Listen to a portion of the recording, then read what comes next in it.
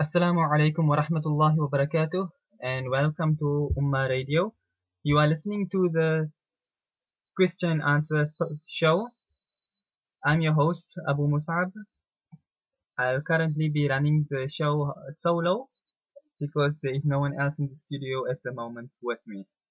Perhaps if someone else logs on later on, then we can do it with extra people. But for now, it will be solo. So once again, any questions you have, you can send it to Skype. The account name is Ummah Forum. Alternatively, you can post it on the thread on ummah.com. The thread is in the Ummah Radio section on top. The thread's name is Live Q&A with Abu Mus'ab, Thursday 26th December on Ummah Radio. So that's where you may send your questions to. Okay, we've already received a couple of questions here in the meantime. So while you start sending in your questions, we will deal with the questions at hand. So, Bismillah walhamdulillahi wassalatu wassalamu ala rasulillahi wa ala alihi wa sahbihi wa man wala. The first question we've got for tonight is, can someone pray wearing slippers? Okay, the answer is, in short, is that it is permissible to perform salah wearing slippers. It's the same as performing salah wearing shoes. The ruling, according to everyone, is that salah wearing shoes is permissible, provided that there is no dirt, impurities on it. And when I say dirt, then dirt we refer to najasa, impurities, that which the Sharia regards as impure. So some people may think they've got a bit of mud or something like that on their shoe, and therefore it is dirty and impure, but that's not the case. Blood, wine, urine, such things are considered as impure in the Sharia. So if something of this sort is on your shoe, then it will be impermissible to perform salah with that. Now, in a previous session, somebody did ask a question also about performing salah with shoes, and I gave a bit of a more detailed response back then, but I'll repeat it now as well. It's permissible to perform salah with shoes, and as somebody wanted to know actually was entering the masjid with shoes. So technically, it would be permissible to enter a masjid with shoes, but a person should not enter a masjid with shoes, especially in today's times where where the masajid are carpeted. And as you should know, the carpets are very expensive. So by you entering the masjid with your shoes, you wear the carpet out, and you cause unnecessary fights and arguments, because especially with the trustees and people who pay big money for those carpets. Now you walk in with your shoes, and in a short while the carpets are damaged, and then it would have to be replaced again. So to avoid all of these things, a person should not enter a masjid with shoes on. You can perform salah with shoes on when you are outside, in the street, in a car park, in your own house if you want to, in your garden, whatever the case may be. In those cases, you can perform salah with shoes on. But as far as possible, when you are in the masajid, you should not be performing salah with shoes. Wallahu a'lam. Okay, that's with regard to that question. Another question somebody sent in. They say, can a husband marry a second wife solely to fulfill his desire? I mean to say, does a man need a reason to marry again? Is there any dalil for this? Okay, a man may marry solely to fulfill his desire, yes, and it will be 100% permissible in the Sharia.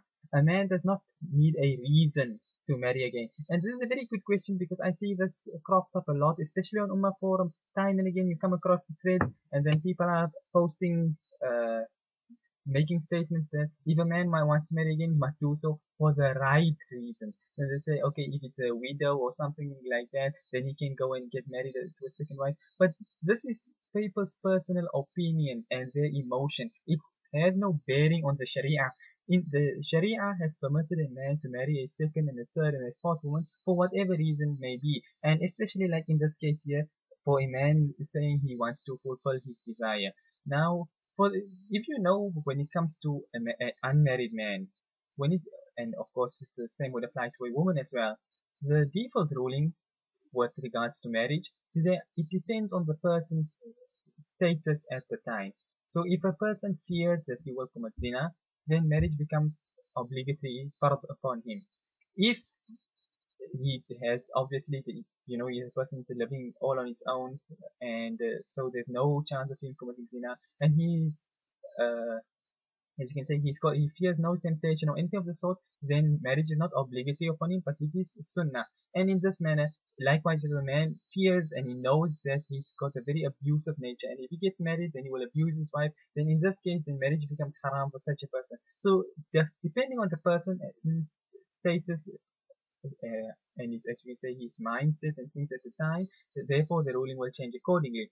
Now, if it turns out that the man is married, and now because he's got a roving eye, which again, no one is permitting and saying it's permissible to have a roving eye, but we know it does happen. So now a man got a roving eye and he sees now another woman. Now the obviously a person knows it's now the next thing which this relationship is heading to is zina. So in this case, the Sharia permits him 100% to marry the second woman as well. And a person would say it's only to fulfill his base desires, but the Sharia has given him that accommodation for him to do it in that manner, because now the marriage will again become fard for him if he knows that he will be falling into zina. So it depends on the situation in each circumstance. It's not, as you can say, black and white, a black and white issue. So yes, there is no, as you can say, any real proper reason, as many people like to say, that you need a proper reason to marry again.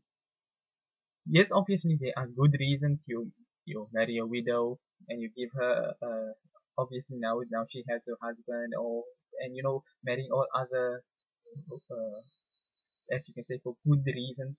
Well, obviously those things are all in its place, but nobody can prohibit a man from marrying a second wife for it, as they say, just for his desires. The Sharia has permitted it, and that is all that counts.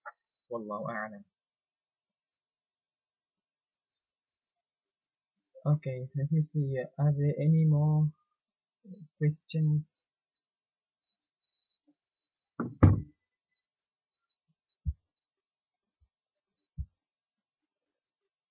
Okay, a question came in. What's the maximum amount of children you can have in Islam? In Islam, Islam doesn't put any, as you can say, minimum or maximum amount of children.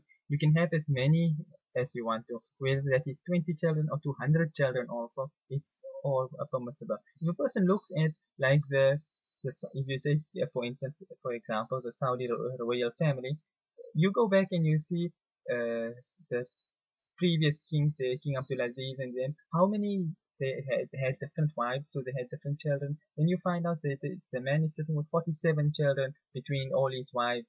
It's not something so entirely uncommon. So the Sharia has given open permission and for as many children as a person wants to have.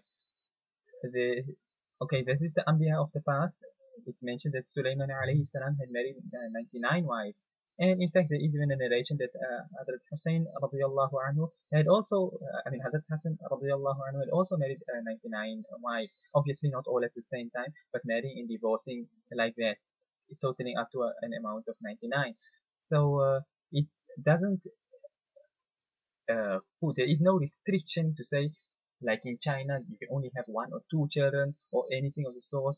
The Islam will give you open permission. If you want to have 100 children, you can have 100 children. Obviously, it just depends on whether your wife is able to have 100 children or not. But yes, there is no maximum amount of children. The Sharia has not restricted it at all. In fact, Rasulullah sallallahu alayhi wasallam said, تزوجوا الودود الولود فإني مكاثر بكم الأمم يوم القيامة.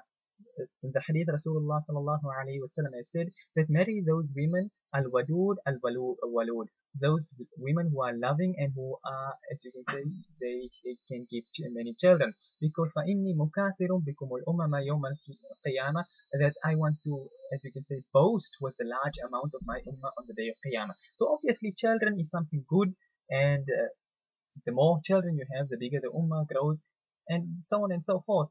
So as many children as a person has, it's all good as far as the Sharia is concerned. Wallahu a'lam. Okay, another question come in. What aqidah is the best to follow? Your opinion and that of your teachers. I had, when it comes to my teachers, I had teachers, as you can say, a broad spectrum of teachers. I had Ash'ari, Maturidi, Salafi, all sorts. So obviously you wouldn't get simply one opinion out from amongst my teachers. The Salafis would say Salafism, Ash'ari would say Ash'ari, Maturidi, Maturidi. So you won't find a unanimous viewpoint from amongst them. But the Aqidah question I did answer in one of the previous sessions, and I said that when it comes to Aqidah, if you want to, you can say following the Aqidah of the Salaf. I spoke this now on Monday in the Aqidah class that was passed, although it wasn't exactly a class, it was more just an introduction to the field of Aqidah. And I mentioned there that Aqidah is very simple and a person actually needs only a minimal amount of Aqidah in order to attain salvation. There is no need whatsoever for a person to delve into all hypothetical situations and all the extra philosophical discussions. If a person just simply believes as you can say, the normal default beliefs that the person is supposed to have, then that is sufficient. But now, like I explained also in the last time, that because of the way the world has changed and the deviant beliefs and stuff which has entered the minds of people, therefore, as you can say, the aqidah that I would say is best to follow is, whether you want to term it the Ash'ari, and this I explained on Monday because it just so happened somebody posted in one of the threads after I just made that very same statement that there are people who say Ash'ari and Maturidi deviant, Batil Aqidah, and these people do not know what they are talking about. But in any case, then I mentioned that the Ash'ari and the Maturidi Aqidah, they have two views within themselves, and obviously both accept one another. One is called Ta'wil Ijmali and the other one is called Ta'wil Tafsili. Ta'wil Ijmali is basically the Aqidah, following the Aqidah of the Salaf, and Ta'wil Tafsili is as what people normally refer to as Ash'ari, the Ash'ari belief. But both of them actually are considered to be the Ash'ari Aqidah. So if you are following the Aqidah of the Salaf, according to how the Ash'aris and the Maturidis explain it, you are still considered an Ash'ari despite the fact that you are following, as you can say, the Aqidah of the Salaf. So many people, they get confused on this matter when they hear that the person is an Ash'ari, then their mind becomes blank and it's like they fall off the cliff into their own pit of deviance and just claim that all Ash'aris are deviant despite them not having the slightest bit of knowledge on the topic. So coming back to the question itself, what Aqidah is best to follow? The best Aqidah is to follow is that of the Salaf, and that is, without delving into any of this philosophical discussion. If there's a need for it, then we enter into that point just to set the record straight. But as a default ruling, the thing is best to just stick to the basics, like how the Sahaba radiallahu anhum and the Salaf were, and that is sufficient. Like I mentioned, for the Sahaba radiallahu anhum, Qul huwa Allahu ahad was enough aqidah for them. They did not need 2,000 books to be written and shelving full, just all on this topic. This only came about as a result of combating philosophy. So, but for us who don't see or interact with anything of philosophy, when we have no need for it, then we don't enter into that field and we keep it simple. So the best way is to keep things simple. Wallahu a'lam. Okay, another question is, are the ulama of Deoband one body or do they have differences? For example, in South Africa and India, etc. The ulama of Deoband, they are not one body.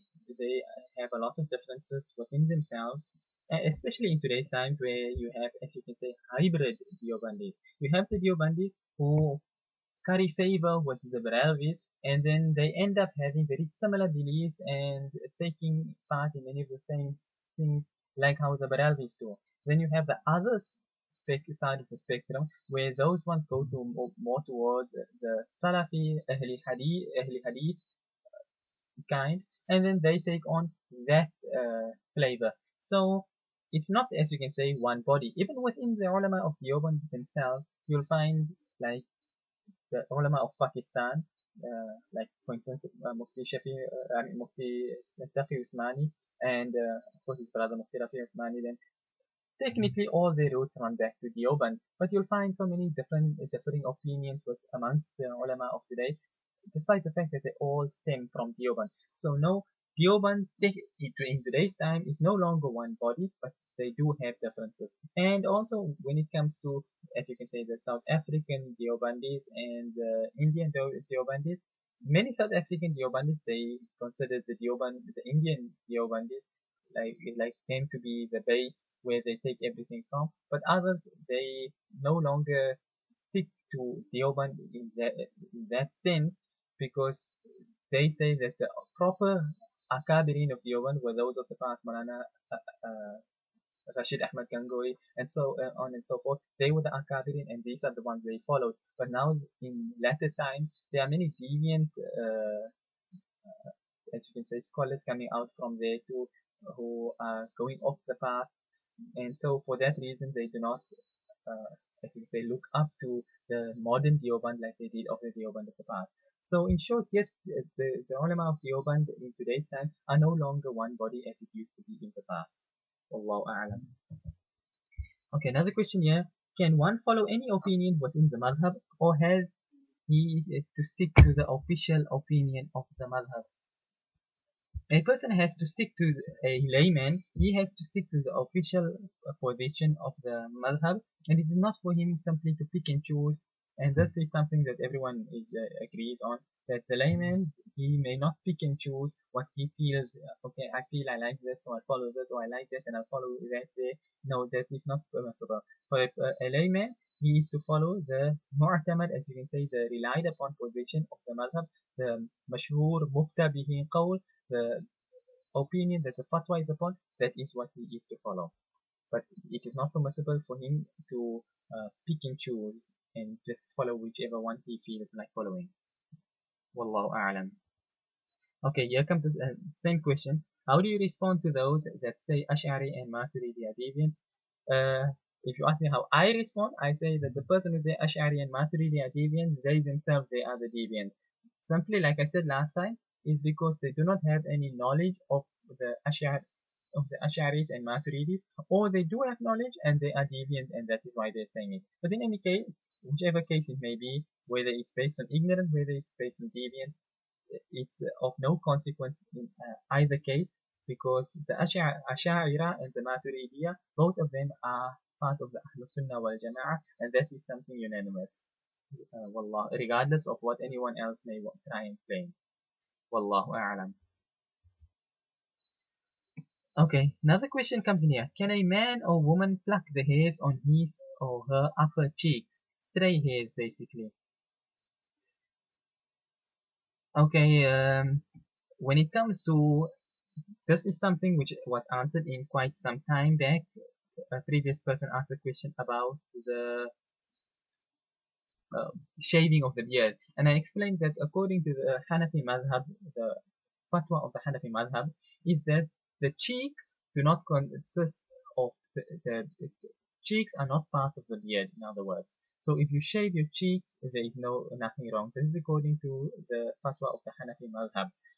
Obviously, only other ulama would differ on that point, but according to the Hanafi madhab, the cheeks do not consist, it does not comprise the beard. So therefore, if, like in this case, plucking the hair of the cheeks, that would be permissible according to the Hanafi madhab. And when it comes to shaving of the beard of a woman, then for her, it's not a matter of is it permissible, but rather, if a woman is growing a beard, then she should shave her beard off, because a beard for a woman is, as you can say, a deformity, while for a man to shave is a deformity.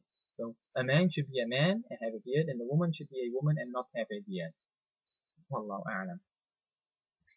Okay, another question. Was Imam Ibn Taymiyyah rahimahullah wrong in his opinion on three talaq? Imam Ibn Taymiyyah rahimahullah, he had his dalil for saying three talaq is one, and it is not for someone like me to attack someone like Imam Ibn Taymiyyah rahimahullah and say that his opinion was wrong or this or that. For me, I say the A'imah, they are our A'imah, they are giants in the deen, and we are nobodies. So they did the ijtihad, and if they made a mistake, then they still get a reward. But for us, if we make mistakes, we don't even have the right to be making ijtihad, so we have no right to be even commenting on them and claiming that they were wrong and things like that. Obviously, we do not agree with the opinion of Imam Ibn Taymiyyah rahimahullah, because we say three talaqs are three. So we disagree with the opinion, and we have our dalil and he has his dalil, but we do not attack anyone.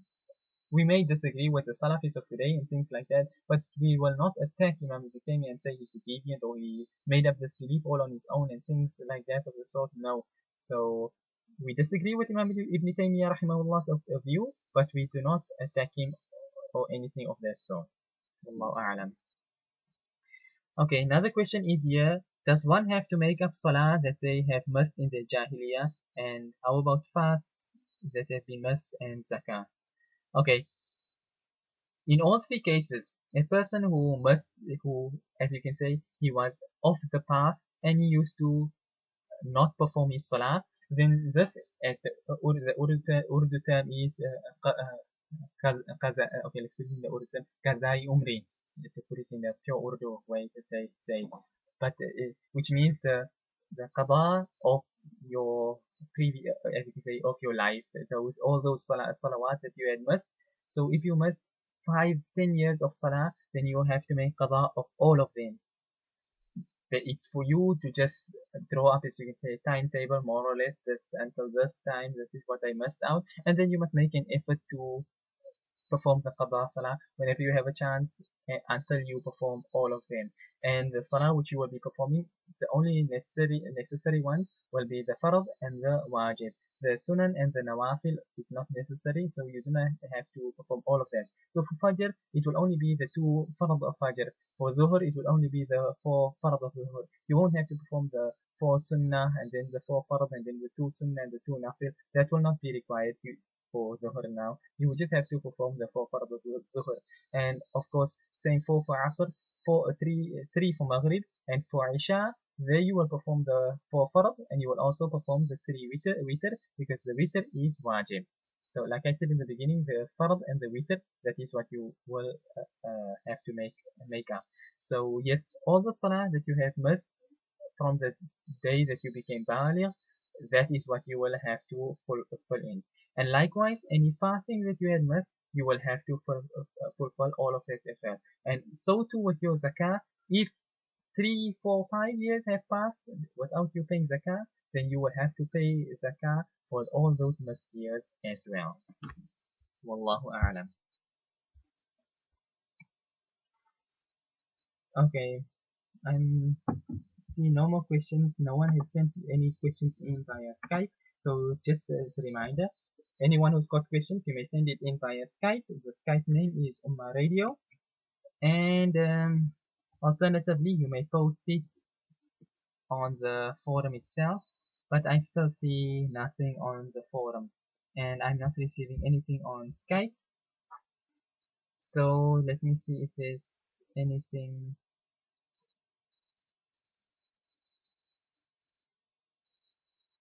I'm just checking elsewhere, see if there's any other messages that have come in.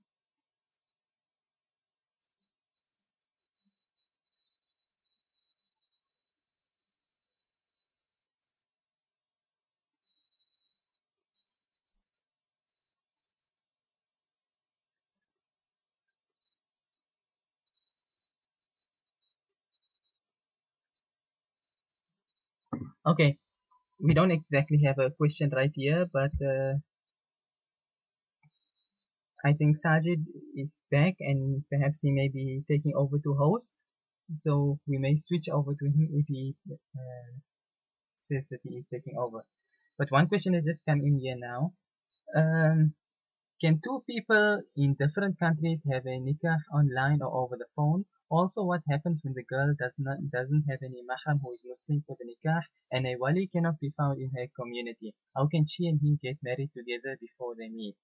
If nikah cannot be completed before they meet, how can she marry him in his country without her having a mahram wali present, because she is a lone Muslimah in her community and family?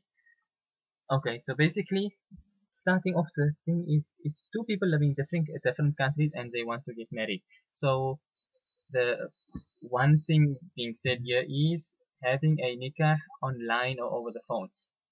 This having nikah online or over the phone, for some, somehow the ulama, they are still differing on this point, and many of them are still saying that it is impermissible to perform a nikah online, as you can say, through Skype, despite it being video, or over a phone, because they say both parties have to be in one place. So the alternative they give is that the either from the man's side or from the woman's side, whichever side, they appoint a wakil.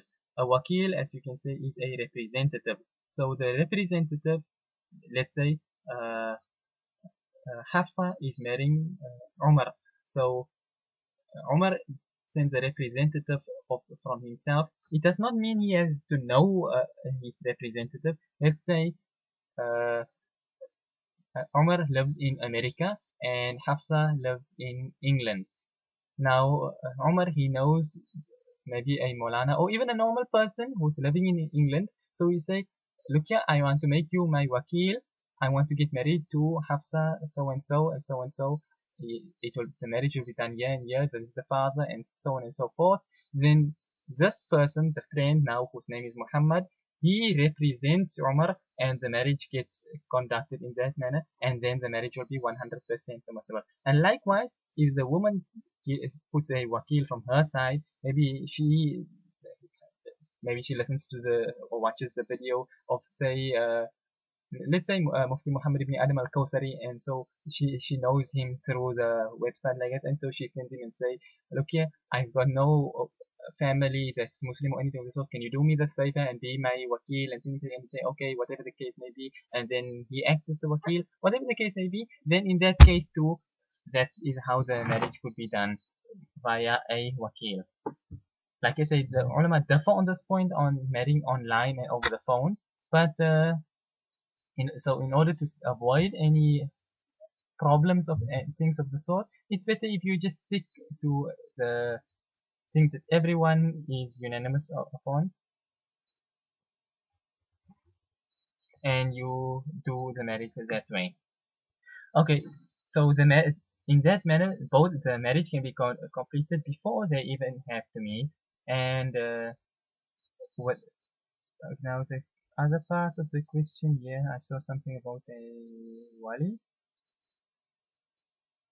Okay, she is a lone Muslimah in her community and family. Okay, like I mentioned, for when it comes to the cases of a, especially as you can say, with women who convert to Islam, obviously now she has no Muslim family, so her father, brothers, uncle, so on and so forth, all of them are non-Muslim, so none of them are her awliya, so none of them, as you can say, can be her wali. So in the case like this, she can take, like say, the imam of her locality or whatever the case may be, somewhere, and then she say that he will be her wali. So like I say here, she may make, so when a Molana from that other country as her wakil, and in that manner too the marriage will be valid. So yes, in that manner, both of them can get married before them even having to, as you can say, yeah, the question was before meeting. So in that manner, they can get married without even having met. Wallahu a'lam.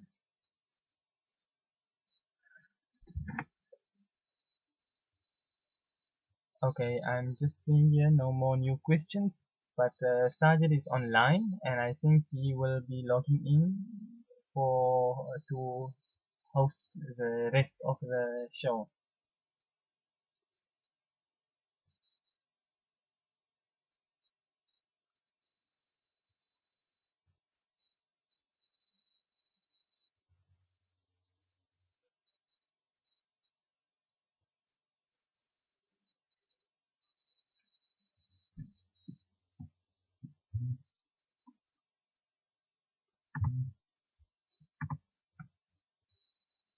Okay, so Sanjit needs a couple of minutes before he will log in, and then he will take over.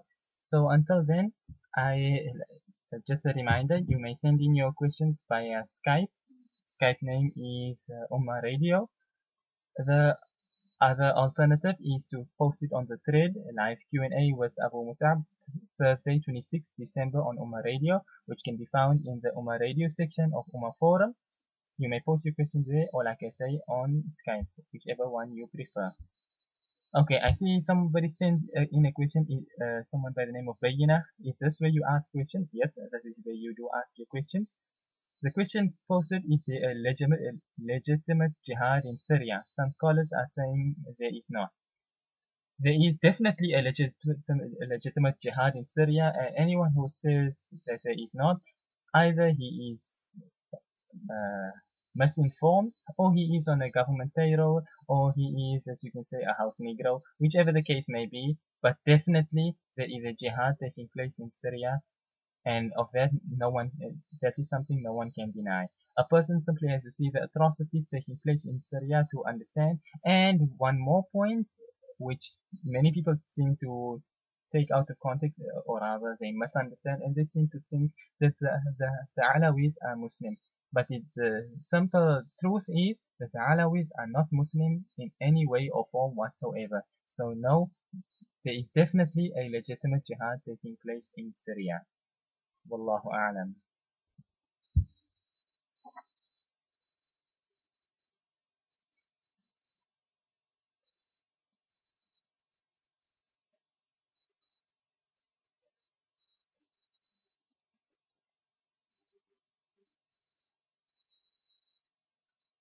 Okay, here's another question, I think.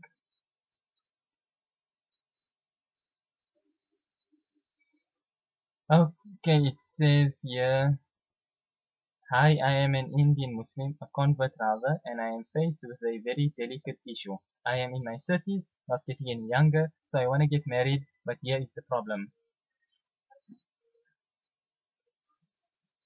But okay, so here is the problem. I am incredibly handsome. Not bragging, so please don't attack me. Almost everybody asks me whether I am in the entertainment industry, like an actor, model, etc., and they are shocked when I tell them I am a well-qualified software professional. Point is, with my looks and charm, I can't settle for an Indian woman. It is beneath my dignity to do so. Indian women are not good looking, those models, etc., so I can't picture myself with them. I can only picture myself with a nice Persian or Arab girl. What do I do in this situation? Please don't attack me for this post, calling me insensitive or whatever. I am just being honest, that's all. I am rich, successful, and look like a movie star, so I'm pretty sure I can easily land an Arab or Persian girl. They will be lucky to have me, but how do I set about it when I am working most of the time? Software profession literally destroys your social life.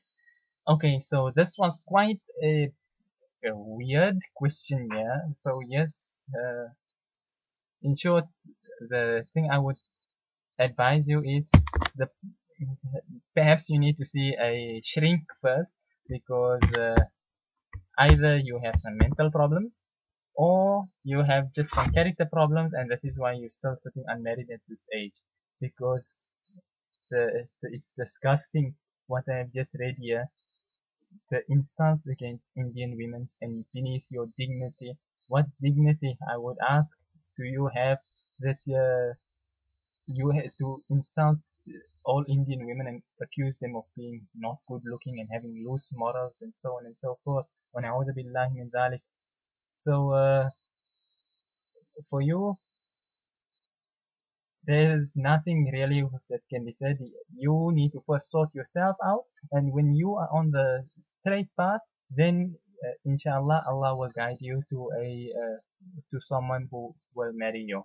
But until then, as long as you're going to continue with this mannerisms and character, bad character and things that you have now, then forget about it. You will live and probably till you die as unmarried. Wallahu a'lam.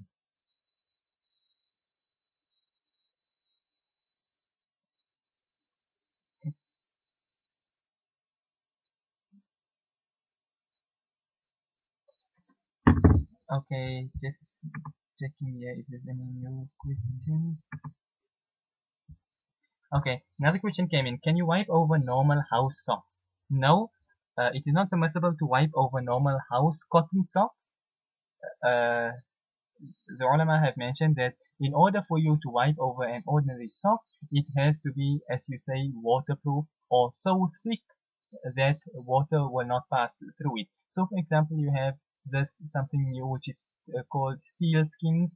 The socks, which as you can say is waterproof, so you wipe over it. And the ulama have checked it out, and they say that it is permissible and qualified for you to make masah over it and use it as khuffain. Uh, Also, additionally, there is this scuba socks for scuba divers. That too, the ulama have checked that one and found that it also meets the conditions, so that also can be used. But normal, ordinary some cotton socks, that will not be permissible. Wallahu a'lam.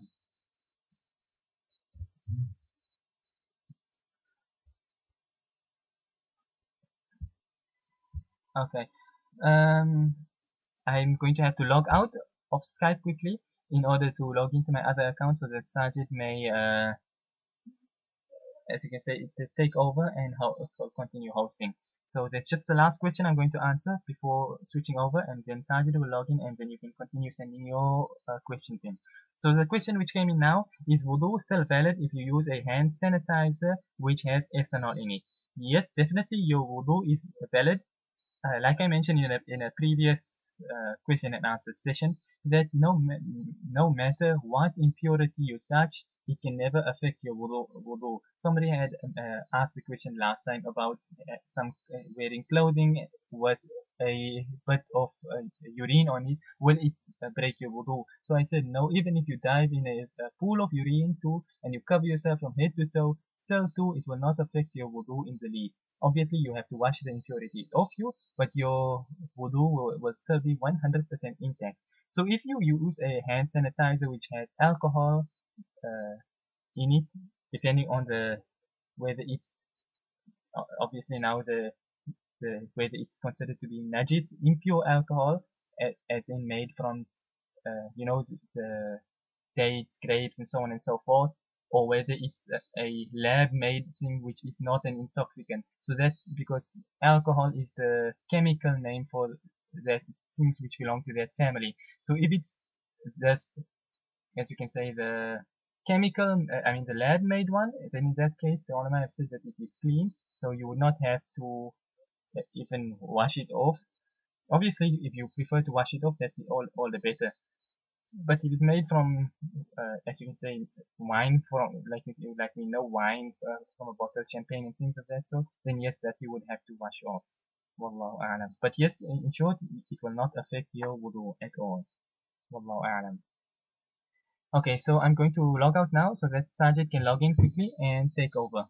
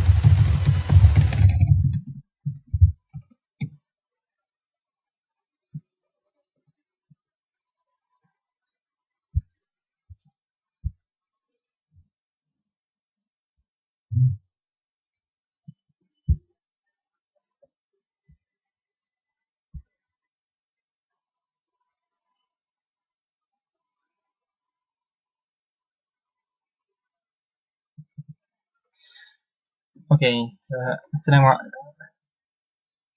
okay, there's a bit of a big echo here. Hopefully, I'm the only one hearing the echo. But in any case, welcome back. Sajid has taken over. He's here and he will join us in a few moments, inshallah. Another question has come in. I wanted to know, it says, I wanted to know about the sacrifice of a goat for the safety of Imam Zamana during 9th month of pregnancy. What is the reason for the sacrifice, and can the pregnant lady...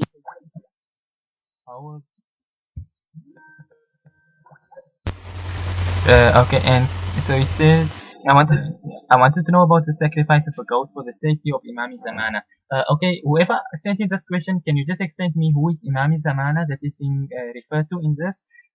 I just hope it's not, as they say, Imam Mahdi, uh, or something of the sort. If you can just clarify who is meant by Imam Zamana.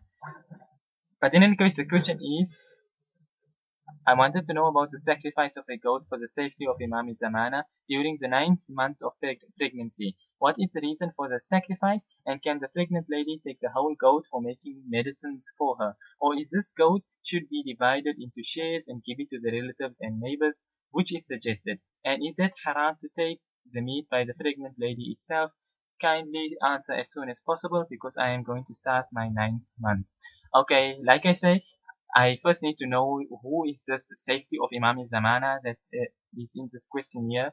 But as far as I know, there is no such thing of this sort, sacrificing a goat for the safety of anybody uh, of this sort here. It's not part of Islam. So if you can just clarify this question, then perhaps we'll give a better answer, inshallah.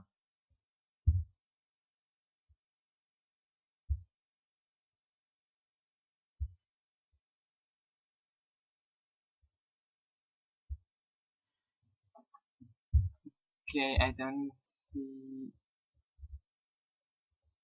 Okay. I don't see any new questions here. I'm waiting for people to send in questions, but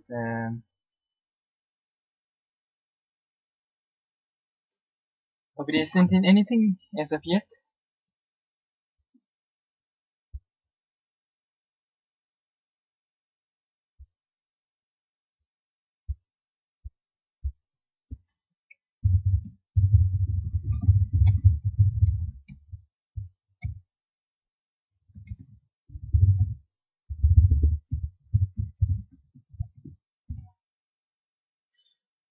Okay, let me just check the forum here. Perhaps somebody has sent in a question. Just again to repeat, if anyone has any questions, you can send it in via Ummah forum. The thread is there in the Ummah radio section called live Q&A.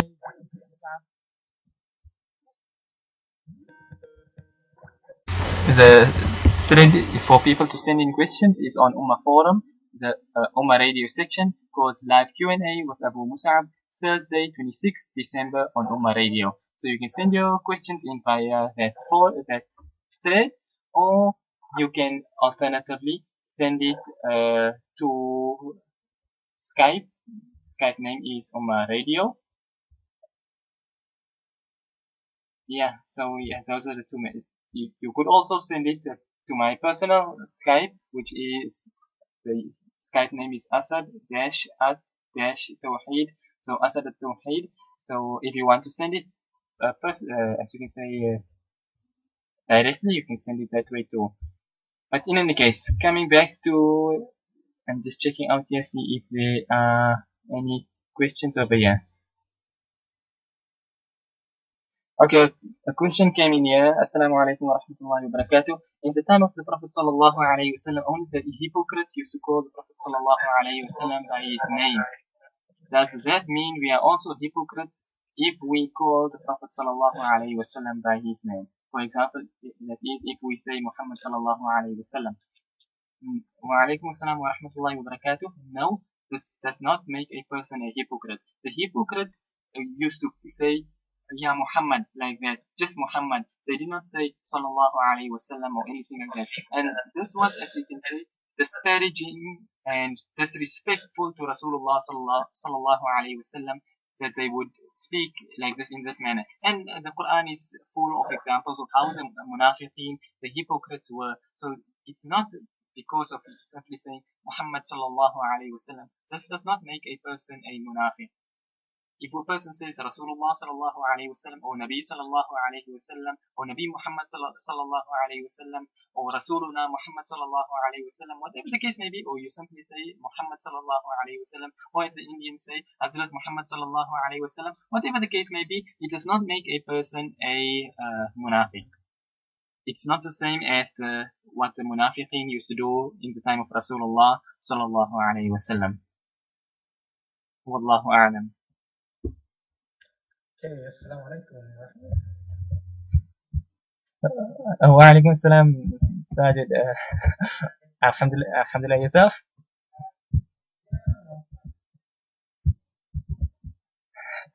Oh,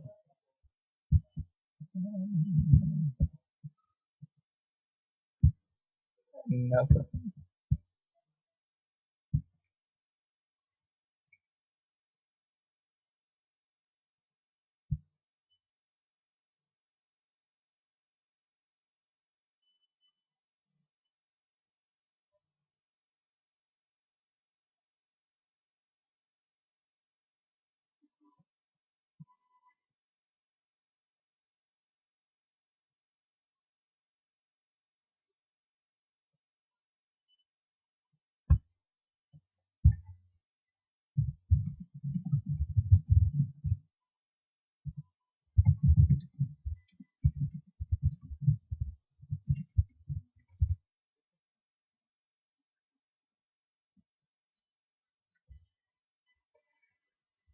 Okay, it would, yes, Sajid. So the question was, can you stay single for the rest of your life? Well, actually, there have been many ulama in the past who have stayed single, and I think, if I'm not mistaken, Sheikh Abdul Fattah Abu Ghudda had written a kitab by the name Al-Ulama wal-Uzzab الذين آثروا العلم على الزواج. If I'm not mistaken, I think he had written the kitab. It said those ulama who were single, who gave preference to knowledge over marriage. So, for instance, one of them is Imam An-Nawawi rahimahullah. Obviously, we know the great benefit that the ulama like Imam Nawawi rahimahullah and others has done for us today, and they spent their entire lives for the deen, and that is why they did not get married. You know, we have ulama. Many people may, okay, I would suppose few people have heard of an alim, very famous, very great, by the name of Al-Baqillani. Al-Baqillani, but that's not his actual name. He got the Baqillani, it's the Arabic meaning the one of beans. Beans. The reason for that is because he would spend so much time with his kitabs that he would not take time out to go and eat, but he used to keep beans in his pocket, which he would eat, and that would be his food. So we would continue, as you can say, either studying or writing kitabs and things, and while he's writing, he would just take out some from his pocket, some beans, and eat, and that is how we would continue in this manner, simply spending his day and night 24 hours a day for the sake of the deen. So ulama like this, they chose to be single over getting married for this purpose. And the ulama, obviously, like I said, there's a whole kitab written on all these ulama who chose to be single over marriage. This is different from a person simply saying, I don't want to get married. Because Rasulullah sallallahu alayhi wasallam had said, La rahbaniyata fil Islam, that there is no monkhood in Islam. A person wants to become a monk and just go live out there in the jungle somewhere. This is not part of Islam. So if a person is not wanting to get married and want to stay single for reasons like this, then this person is doing wrong. But if a person is doing something for the deen, like for instance, a person say, I'm going out in jihad and therefore I won't get married, I'll get married in Jannah. Then obviously in a case like this too, it's perfectly permissible. But like I said, it depends now on the intention of a person, why they are doing this. So yes, if they're doing it for the purpose of the deen, and obviously doing for purpose of the deen is not like some people, okay, you know, once a week I'll post something on Facebook about Islam, one random English translation of a hadith or English translation of an ayah. So therefore I don't want to get married, because, you know, this is not doing things for the deen. This is you wanting your freedom, whatever the case may be, and things of that sort. So this is, as you can say, not for the deen that the person is not wanting to get married. So it would come down to the person's, the individual's intention, why he is not wanting to get married. So, and that is what would decide whether it is for the right reason or not. Okay, am I still live? I don't know if my radio cut out now or something. Can anybody hear me?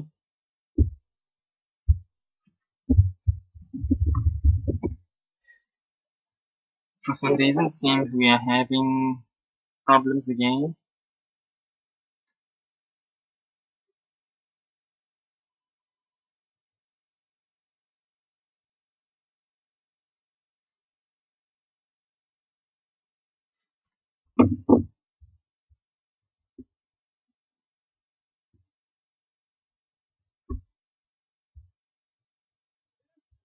Let me just check the thread in the meantime, since I've not received any new questions yet. And I don't think Sajid is able to hear me. Sajid, anyone else? Can you hear me?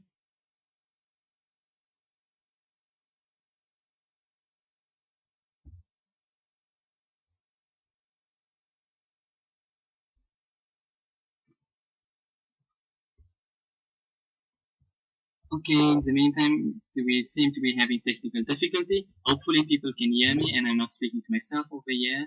But in any case, let's go back.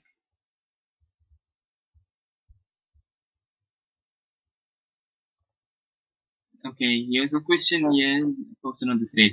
Is it frowned upon us to go to Syria? If it is, then is obeying our parents more important? And if it is, then how would one get around this issue if your parents don't want you to go? Okay, for this, actually, when we started this question and answer thing on the radio, yeah, questions of this nature, I said people could send to me directly, and I would answer it separately and not over the radio, because obviously this is a UK radio station, so the owners and everybody lives in the UK, and for me answering a question like this on air would land them in trouble, even though I would not, since I don't live in the UK, so those things wouldn't apply to me. So if you want the answer to this, you could send it directly to me and I would answer it that way. But I don't want to get the admins of the forum and the radio and things in trouble and with the authorities and say that, what's going on here and so on and so forth.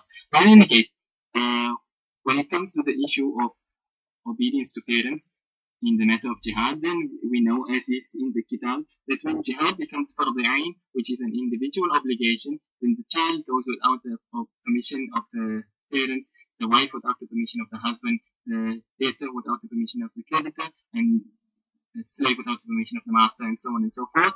So yes, that's when jihad is fard ayn, and jihad is a fard kifaya, meaning obligation upon everybody. So if some do it, then it falls of others. When in cases like that, then a person has to obey his parents. And obviously now the debtor can't live without the creditor's permission, the wife can't live without the husband's permission, and so on and so forth. So it would depend on that, whether jihad is fard ayn or fard kifaya. And I'm certain everybody knows what the situation of jihad is in the world today. So you do the math of what the answer is. Wallahu a'lam. Okay, let's see here if there's any new question.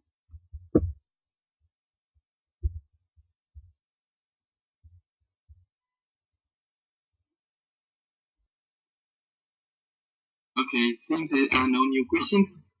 I'm still waiting on Skype and nobody has sent in anything. Okay, one more question has just come in.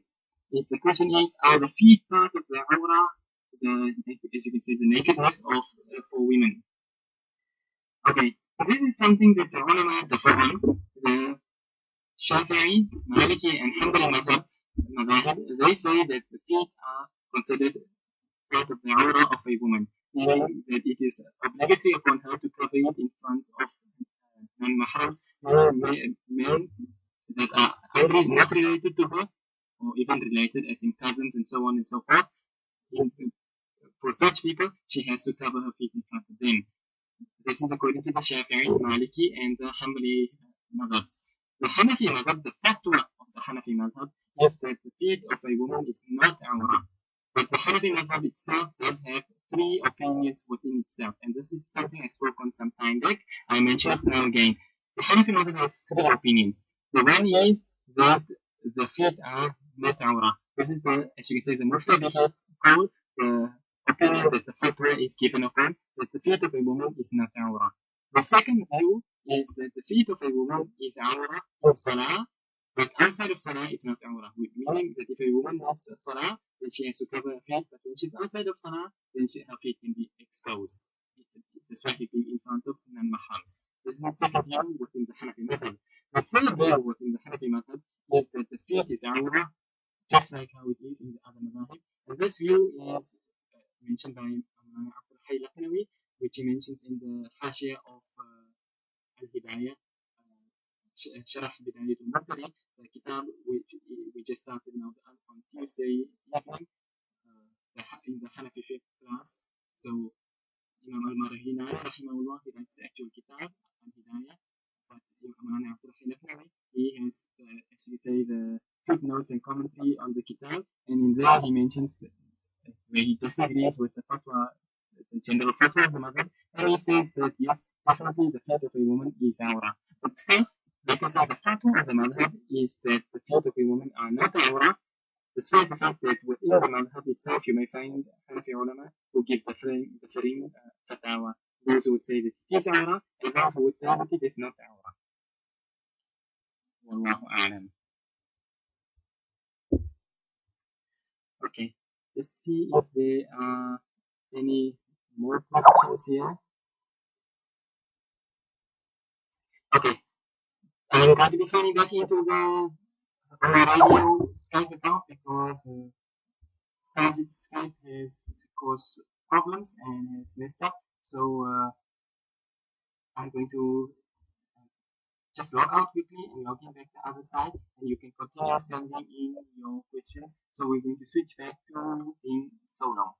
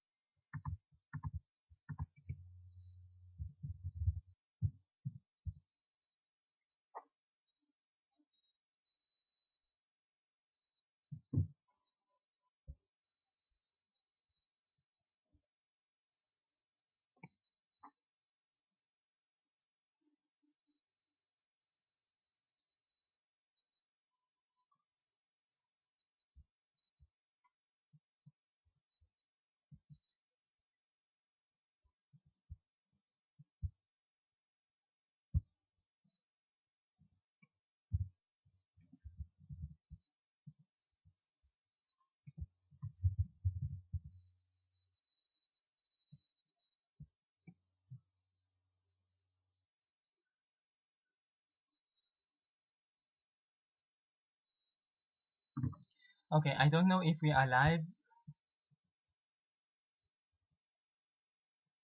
I do not know if we are live currently still or not. I'll have to see that. If we are live, can somebody send a message? Type a message on the forum, on the thread, just so to make certain, because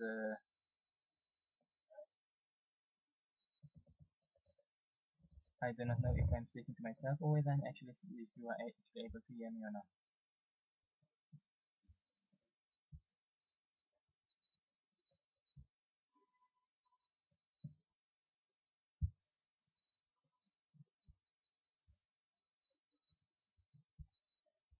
Okay, seems like we are still live, so we can continue over here. Just to see if there are any new questions over here. Somebody sent in a question here. Okay, it's not quite a question. The person wants to know if I've got the email address or my details. The user from the forum, you can just send it directly to the, if you want to, you can post your questions to directly on the thread itself, and when I come around to the forum, I will answer it, inshallah.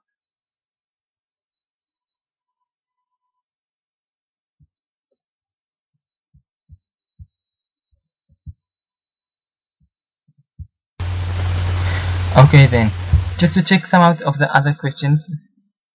Okay, another question is coming. What is the best way to advise a Muslim that what they are doing is not permissible? Okay, there is no, as you can say, a best way to advise a Muslim or advise any person for that matter, but it would depend on the person itself and what you judge the way of the situation and see what would work best. With some people, obviously with different people, different things, work.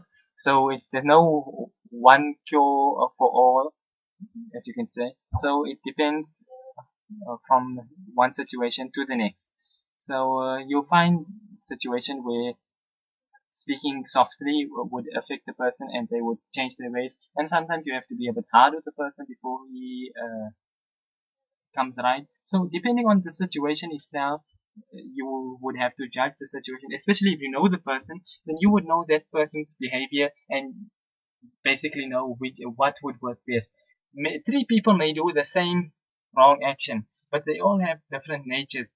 For one person, if you give him, as you can say, a slap on the wrist, he'll never do it again. And the next person, you may have to hit with a whip before he doesn't do it again. And the last person may not listen at all, and you have to actually execute him. So there are different levels of people. So depending on the nature and the situation and the crime and everything, you would have to weigh up the situation and see what is the best thing to do to get the person to come back to the straight path. Wallahu a'lam. Okay, let's see. Let's see any questions here.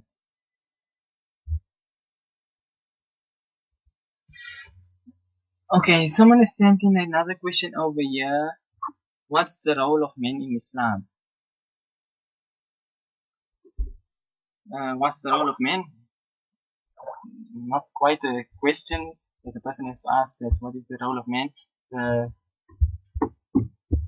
role of men is quite well known.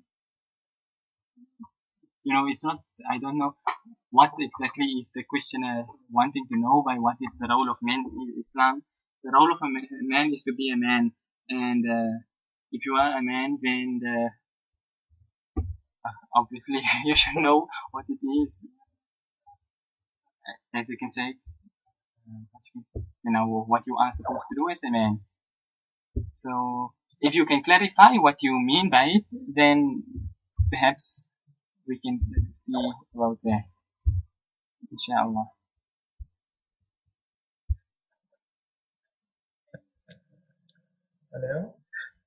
Hello? Assalamu alaikum.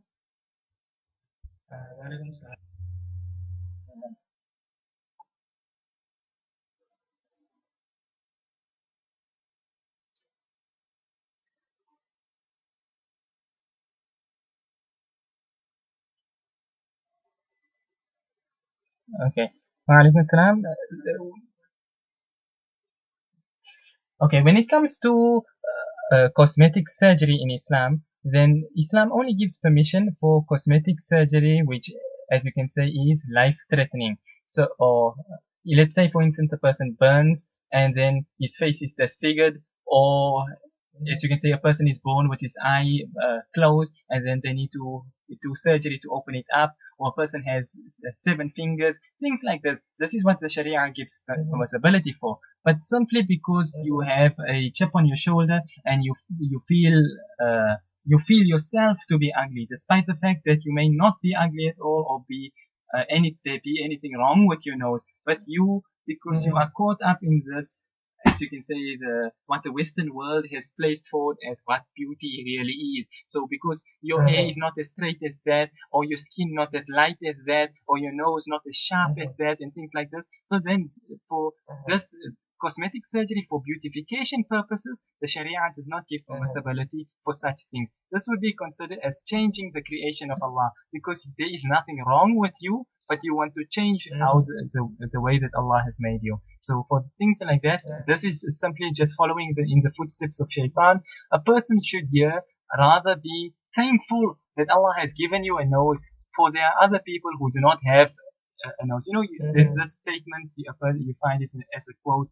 It says, I prayed to Allah for a pair of new shoes. Then I saw a person who had no feet. This person was wearing a pair of shoes, but he was tired of this pair. Now he just wanted a new pair.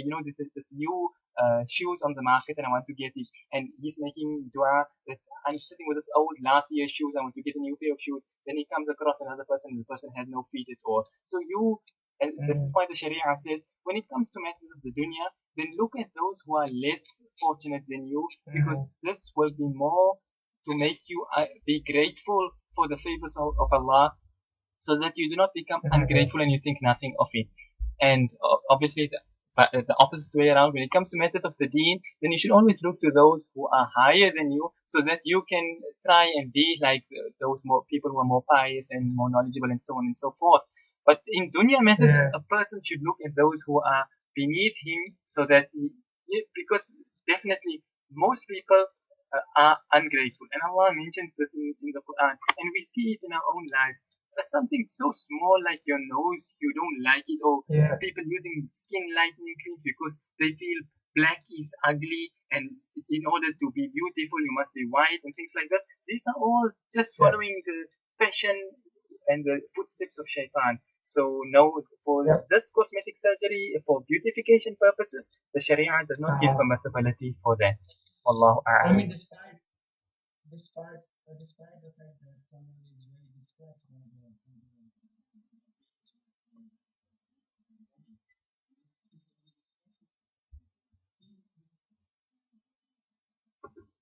Still too, it will not be permissible, because this is, as you can say, there is nothing wrong with the person. A person may, let's take, for example, you have a Michael Jackson who was black, his hair was not so straight and things, but now he wanted to be white, so he went and he had his hair straightened and he had his skin bleached and what all and what not, had his nose and everything, and basically he came out looking like an alien and things of the sort there, because you want to go through cosmetic surgery, because you are not pleased with the way that Allah has created you. So it's not even, as you can say, something serious. A person just has to be sat down and explain that, there are people who think they are ugly, and then they get married and they find that the spouse happens to love them despite the so-called defect or the so-called ugliness that they have. Because as is known, beauty is subjective. What one person finds beautiful, another person may find hideous. So just because you may not like the shape of your nose, for example, it doesn't mean that there is something wrong with you. Someone else may prefer it perfectly just as it is like that. So no, the Sharia does not give permissibility to go and use cosmetic surgery to change things like that. A person just need to be explained that things in a proper manner, and then themselves they will come to accept the way that Allah has created them without them feeling anything, as you can say, feeling inferior and so on. okay. Allahu A'lam. All right. Okay. Okay. Jazakallahu khair. Wa iyyaka. Wa alaikum assalam. All right. Another person sent in a question over here. He says, continuing on the question of the role of men in Islam, what is the duties such as providing for family and so on? This is explained in the Quran, where Allah gives as you can say, the rules that a married man, upon him, is to look after his wife and the children and so on, and obviously his parents and children and wife and so on and so forth.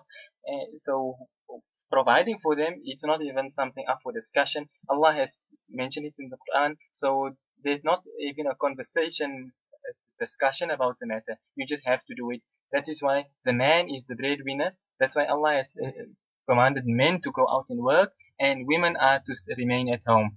So like I said in the beginning, there's no to ask a question that what's the role of men, such as the duties of providing and things like this, it's something, as you know, ما علم من الدين بالضرورة. It's something which is known by necessity by every Muslim, or rather by every human being for that matter. They know that what the duty of a man is towards his wife and his family and so on and so forth. And because Allah is mentioning in the Quran, the Hadith is full of it, the ulama speak about it. There's nothing new that can be said, or rather that I can say on the topic. Wallahu a'lam. Okay, Sajid, I don't know if you can hear me or if you are offline also.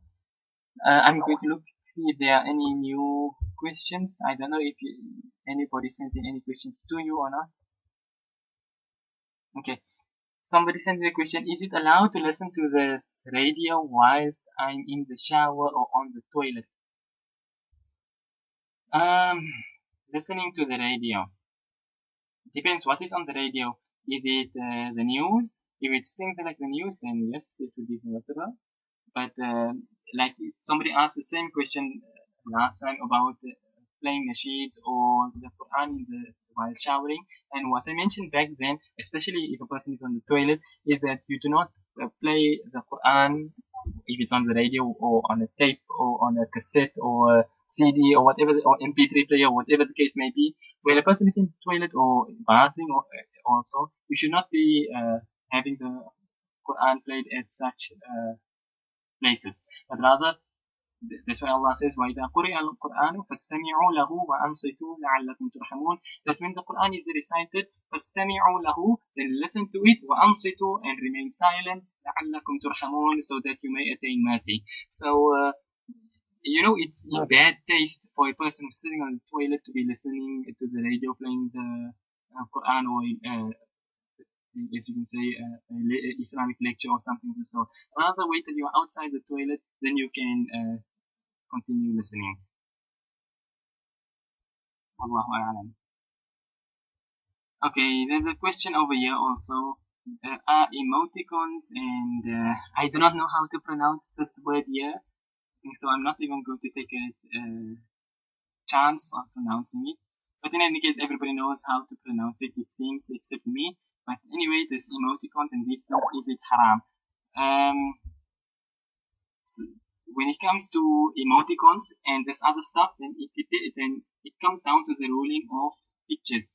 And as far as we know, the pictures, the Sharia has prohibited pictures, and it's unlike what somebody was saying.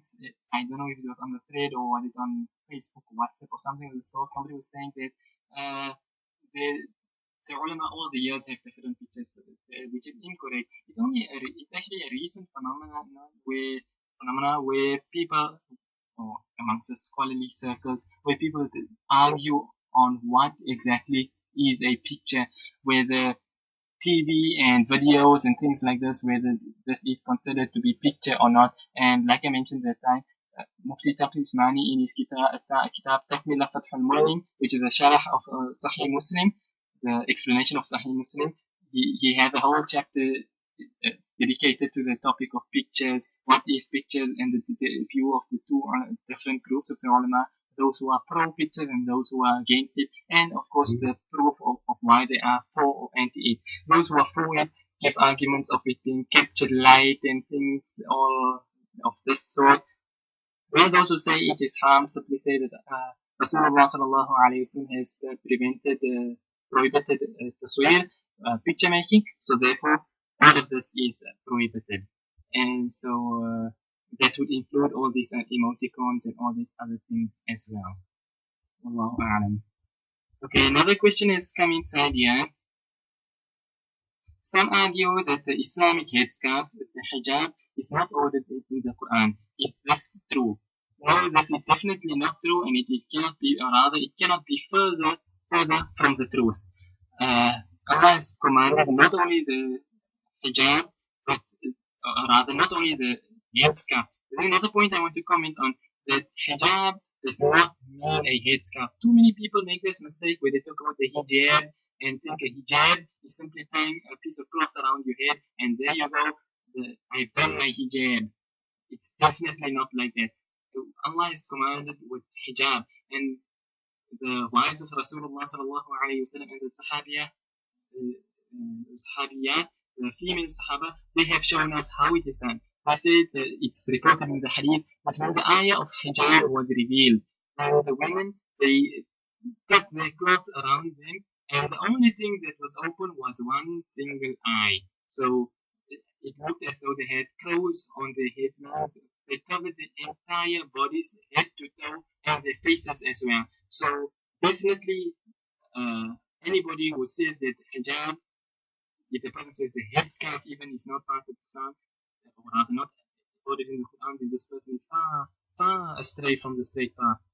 People who have said that the veil, that the niqab is not part of Islam, those people have already strayed far enough from the path. What's still for a person who says that the headscarf is even not part of Islam? So definitely, when Allah commands for women to cover themselves, then that is clear in the Quran, and Rasulullah sallallahu alayhi wasallam has explained it in various hadith. For instance, the famous hadith, which is a definite 100% authentic hadith, where Rasulullah sallallahu alayhi wasallam said, "Al-mar'atu awra," that the woman herself, she is awra, she is naked, meaning she has to cover her entire self.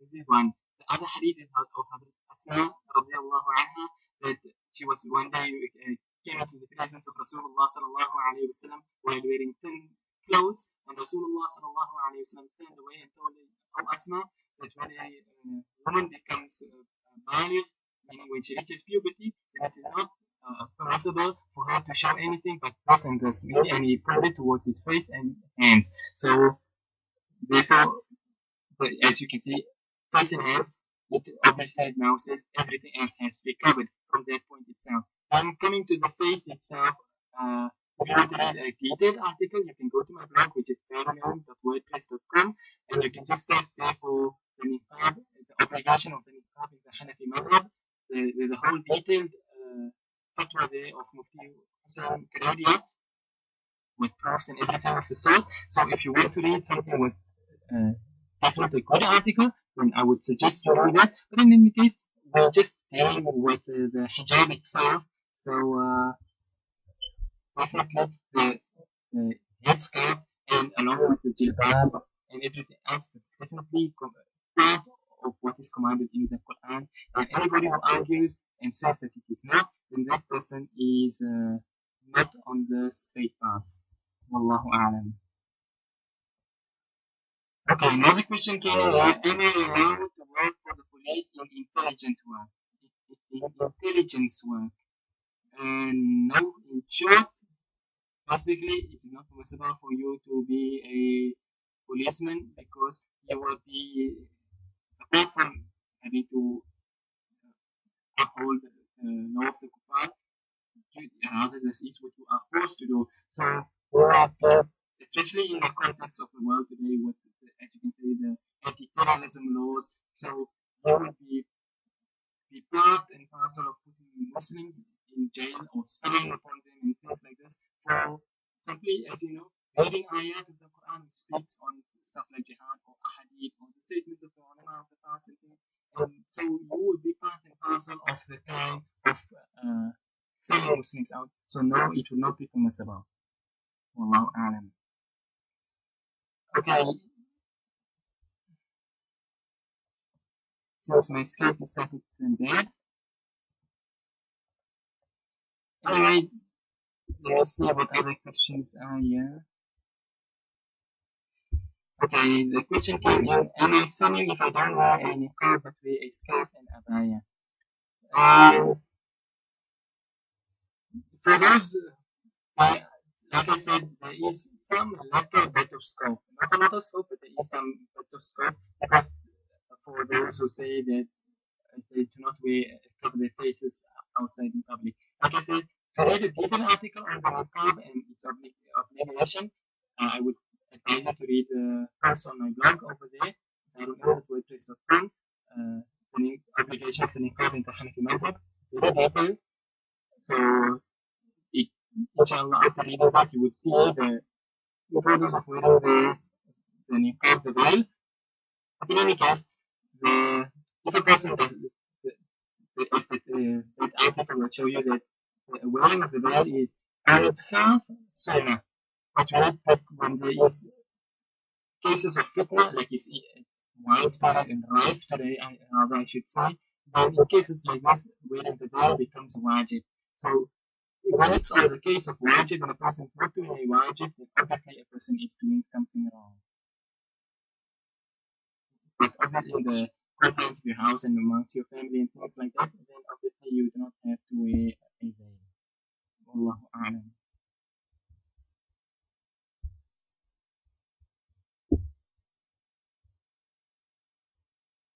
Okay, let me just see. I don't see any new questions.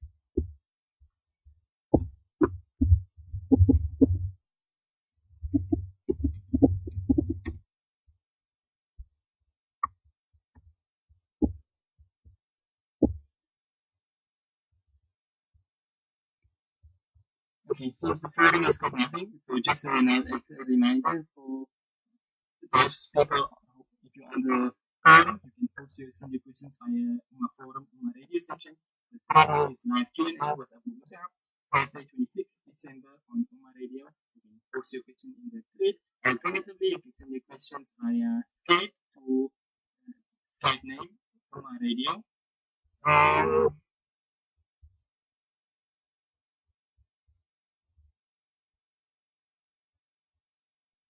Okay. Seems somebody either my quality is not good or I'm not making sense. But somebody asks over here that can I understand what he is saying regarding the niqab?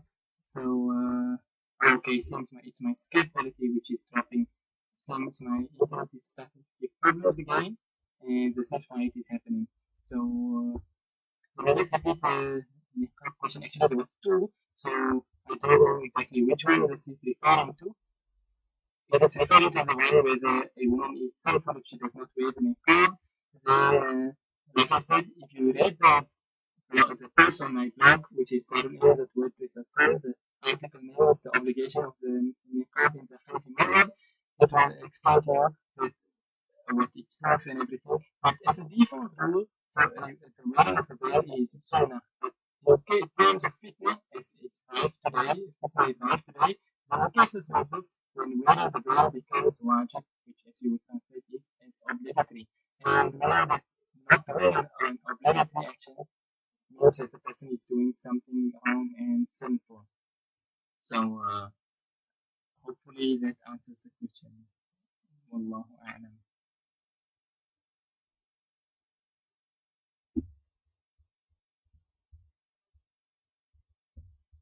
Okay, I don't see any new questions here.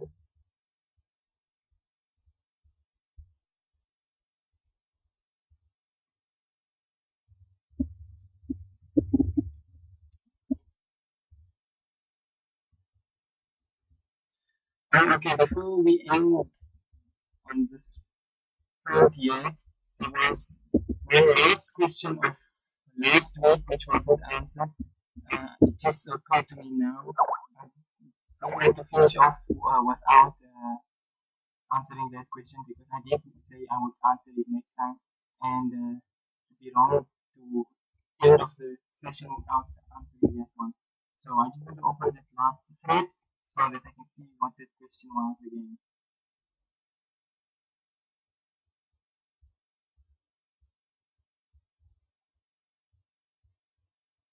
Okay, the question was, when Salah, when you're in Ruku, do you look between the feet or on the place of prostration, or what's the ruling on feet to feet?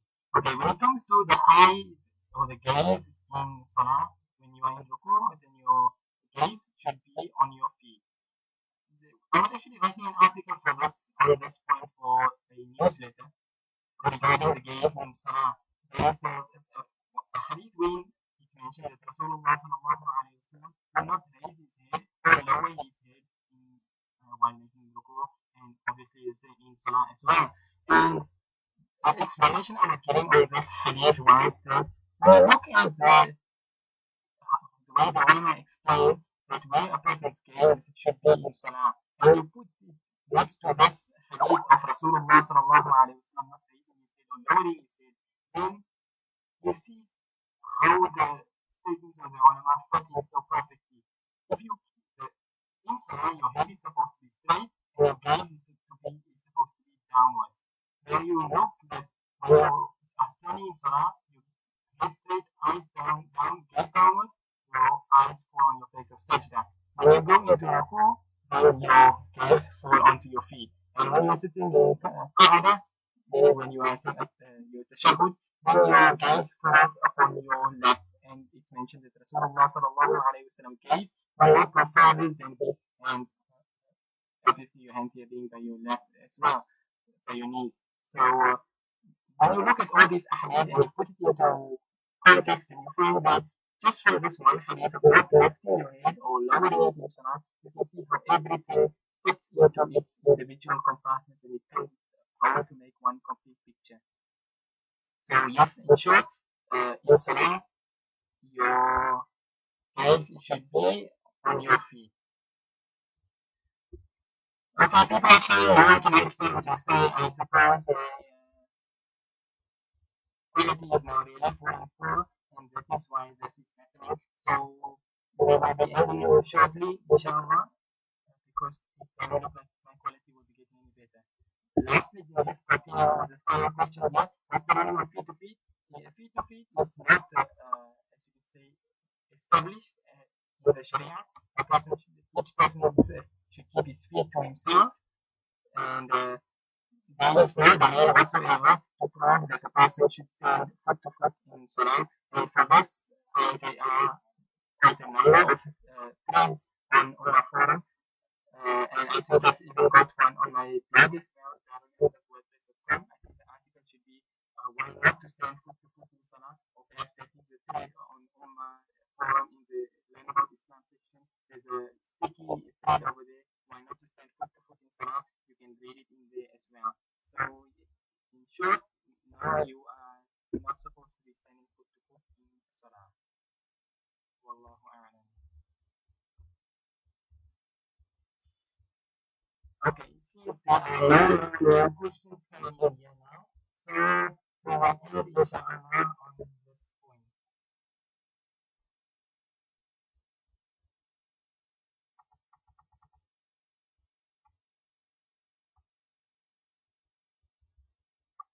Okay, very bad audio, can't we hear the last question?